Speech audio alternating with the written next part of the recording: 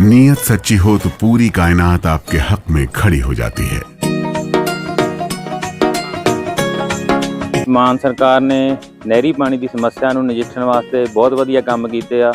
ਸਾਡੇ ਖੇਤਾਂ ਨੂੰ ਪਾਣੀ ਪੂਰਾ ਲੱਗਣ ਲੱਗ ਪਿਆ ਜੀ। मांझा, मालवा, दुआबा और पुआध के इलाके दुआएं दे रहे हैं।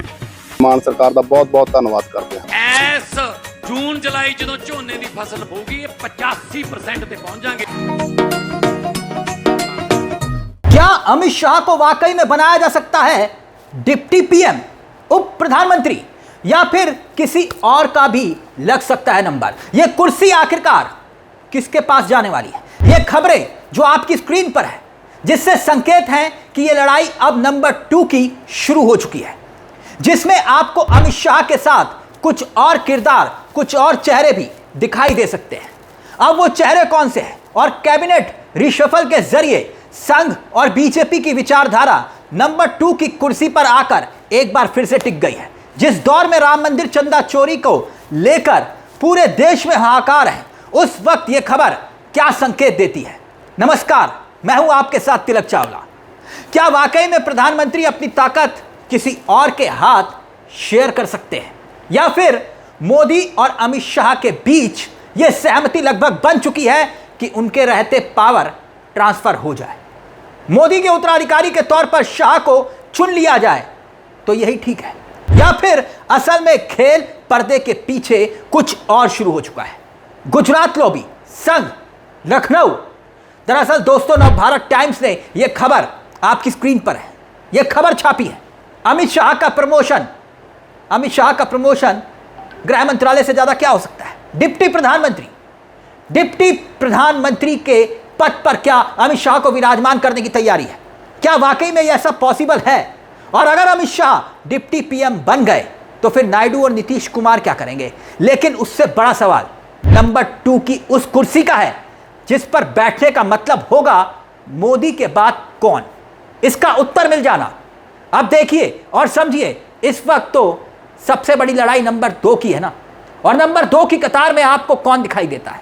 वरीयता के आधार पर राजनाथ सिंह सबसे बड़े चेहरे, उसके बाद नितिन गडकरी, उसके बाद अमित शाह, उसके बाद जेपी नड्डा, और उसके बाद अगर आप बाहर निकलेंगे पार्लियामेंट के बाहर तो आपको कौन दिखाई देता है? योगी आदित्यनाथ। और उससे भी बाहर निकलेंगे तो प्रोफेशनल वर्ल्ड में कदम रखेगा एक और चेहरा, देवेंद्र फडणवीस का, आरएसएस के चहीते चेहरे।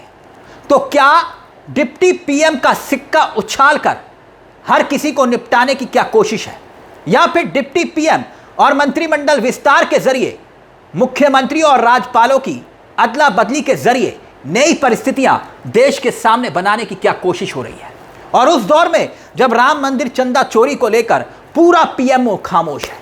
लेकिन महत्वपूर्ण बात यह है कि जिन नामों को हमने आपके सामने लिया उसमें राजनाथ सिंह है, नितिन गडकरी है, अमित शाह है, जेपी नड्डा है।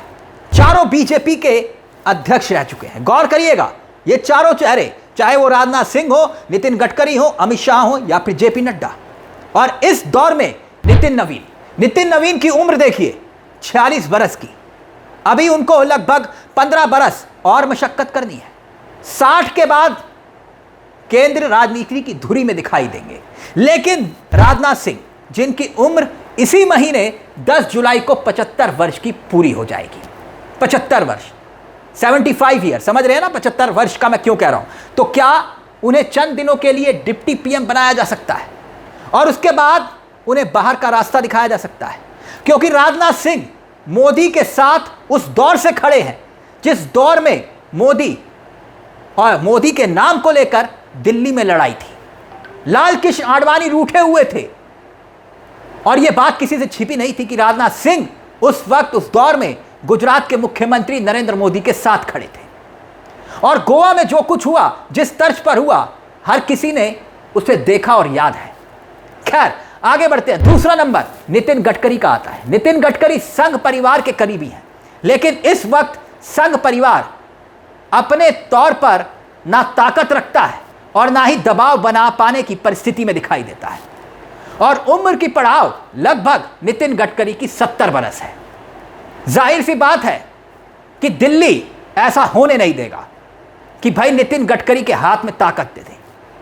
और दिल्ली की सत्ता का मतलब नंबर 2 का कद, उस हिसाब से समझिए कि अनुभव छोड़िए लोकप्रियता, और उस लिहाज से इस देश में हर चुनावी जीत पर मोहर लगाने वाला चेहरा। और इस जोड़ी में आपको कौन दिखाई देता है?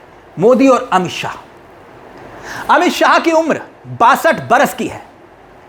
22 अक्टूबर को 62 बरस के अमित शाह हो जाएंगे। और जहां तक चौथे अध्यक्ष जेपी नड्डा का सवाल है तो उनकी उम्र 66 बरस की है, 66 ईयर। और 2 दिसंबर को जब वो 66 बरस के होंगे, लेकिन इसके इतर जेपी नड्डा क्या वो ताकत, वो तजुर्बा, वो अनुभव रखते हैं? क्या संघ जेपी नड्डा के नाम पर सहमति जताएगा? नितिन गडकरी क्या वाकई में राजनाथ सिंह इस मंत्रिमंडल विस्तार में हटा दिए जाएंगे, बदल दिए जाएंगे? नितिन गडकरी हटाए जाएंगे, बदल दिए जाएंगे? और क्या डिप्टी पीएम बनकर अमित शाह स्थापित हो जाएंगे? आने वाले वक्त में उनकी राह में कई सवाल खड़े हो सकते हैं। लेकिन वैसे ही जैसे 2009 के चुनाव में लाल कृष्ण आडवाणी प्रधानमंत्री पद की दावेदारी के साथ बीजेपी के उम्मीदवार के तौर पर सामने आए थे, लेकिन उस वक्त अगर याद कीजिए तो उस वक्त राजनाथ सिंह अध्यक्ष हुआ करते थे। राजनाथ सिंह और आडवाणी की जोड़ी फेल हो गई, लेकिन राजनाथ सिंह और नरेंद्र मोदी की जोड़ी सफल हो गई। नितिन गडकरी उस दौर में हाशिए पर आकर खड़े कर दिए गए जब नितिन गडकरी के पीछे नागपुर खड़ा था। नागपुर समझ रहे हैं ना आप? आरएसएस। बावजूद इसके इस दौर में नागपुर योगी आदित्यनाथ के पीछे भी खड़ा है। और हर किसी को मालूम है, पता है कि उत्तर प्रदेश का चुनाव इसके बड़े मायने हैं। यानी ये पॉलिटिकल दौर है, ये वो पॉलिटिकल दौर है जिसमें हर मायने में 6 महीने के बाद जब चुनाव होगा उत्तर प्रदेश का, तो ये सारे सवाल गौण हो जाएंगे कि इस देश का सबसे महत्वपूर्ण राज्य अगर योगी आदित्यनाथ दोबारा से जीत लेते हैं तो नंबर 2 की दावेदारी फिर से सीधा नंबर 1 की कुर्सी पर आकर टिक जाएगी। लेकिन इस दौर में अयोध्या कांड क्या यूपी को पलट सकता है? अयोध्या कांड, राम मंदिर, चंदा चोरी, डकैती, लूट, आप कुछ भी कह लीजिए। उत्तर प्रदेश की परिस्थितियां क्या वहां पर ही डिग्री है?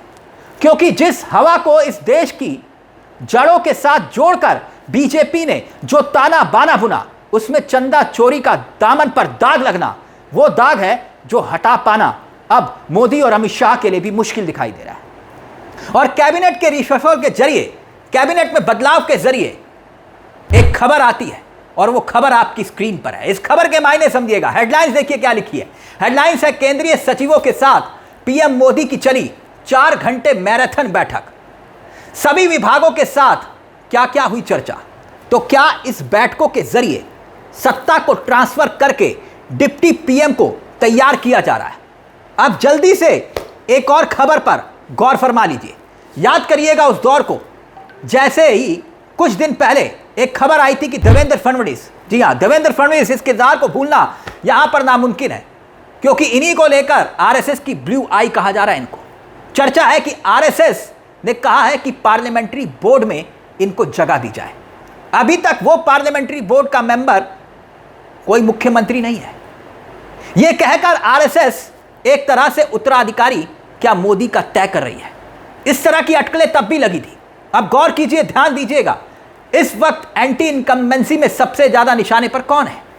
पहला नाम धर्मेंद्र प्रधान, तो ठीक है, उनको मौका पाते ही दरकिनार कर दिया जाएगा।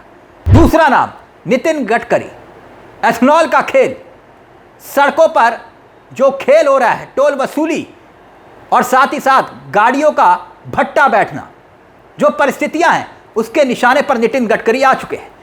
तीसरा दौर ऑपरेशन सिंदूर पर आई है। तीसरा किरदार रक्षा मंत्रालय के तौर पर राजनाथ सिंह। ऑपरेशन सिंदूर, गलत बयान दिया और तमाम चीजें यानी कि एंटी इनकम्बेंसी को भी अपने अनुकूल लाकर खड़ा कर दिया। विपक्ष के निशाने पर है। इन तीनों हिस्सों से आगे निकलेंगे तो अगला निशाना हो सकता है कि आपके जहन में योगी आदित्यनाथ का आए। योगी आदित्यनाथ का दरअसल अयोध्या कांड का मैसेज एक बहुत बड़ा मैसेज है। इस लिहाज से क्या वाकई में चारों तरफ से अमित शाह का चेहरा ही मोदी को मुफीद दिखाई देता है, लेकिन क्या उसके लिए संघ तैयार होगा? इसीलिए ये सारी एक्सरसाइज, सारी कवायद हो रही है, या फिर वाकई में सिर्फ हेडलाइंस मैनेजमेंट हो रही है? कि अमित शाह के नाम को उछाला जाए, देखा जाए कि पानी में जो लहरें हैं वो कितना उछाल मारती है, पानी की गहराई कितनी है। इस पूरे मामले को लेकर आपकी क्या राय है? आपको क्या लगता है कि क्या वाकई में अमित शाह को मोदी अपने उत्तराधिकारी के तौर पर अब ऐलान करने वाले हैं, या फिर ये खबरें राम मंदिर चंदा चोरी के ध्यान को भटकाने के लिए मैनेज की जा रही हैं?